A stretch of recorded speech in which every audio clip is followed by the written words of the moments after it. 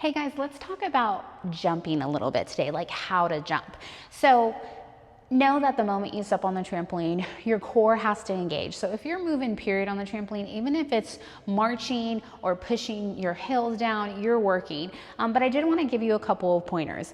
So as a kid, usually when we would jump on like the big backyard trampolines, we would go up, right? Like how far can we go high into the sky? So we weren't too much worried about pushing down unless you did something where you would bounce somebody, right? You'd wait until right before they bounce and then you'd hit the mat really hard.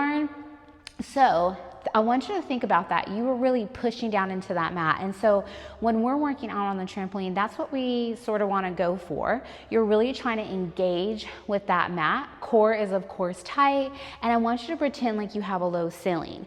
So with the low ceiling being there, I can't just let the mat just push me up. I have to engage even more to stay low. So you're going to do that by hinging your hips. Notice that my knees bend as my rear goes back. So upright and then bending those knees. So I'm not going here, right?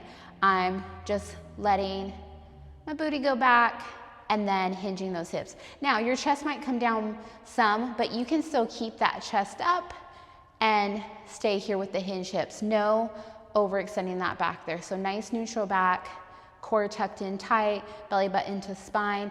And even right here, pushing into the mat, you will feel that in your legs immediately. You could stay there and never take your feet off the mat and still get a really good workout. Also know that if you do this, you're still getting that lymphatic detox. They actually call that a health bounce, and people will get on and do like a 10-minute bounce every morning just to sort of kind of start off the day. They feel more energized and they also just detox that lymphatic system. When you're jumping, you can jump with tennis shoes.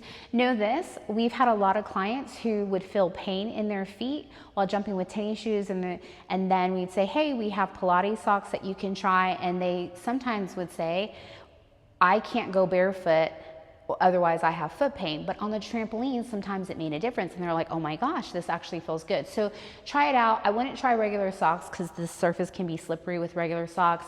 Pilates socks has the little stickies at the bottom of it. It's almost like, even like hospital socks, if you have some of those.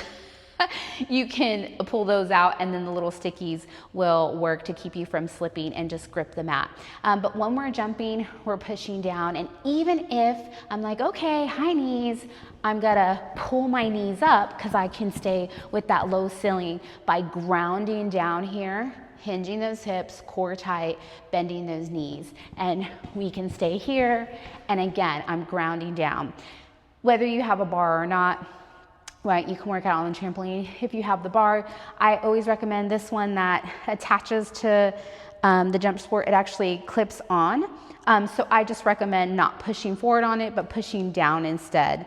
If you have the ones that actually replace two of the legs, I think that one is just a more sturdily linked to the trampoline. But with this one that clicks on, I always tell the clients, hey, push down. Remember, we're not pushing forward. And so we push down.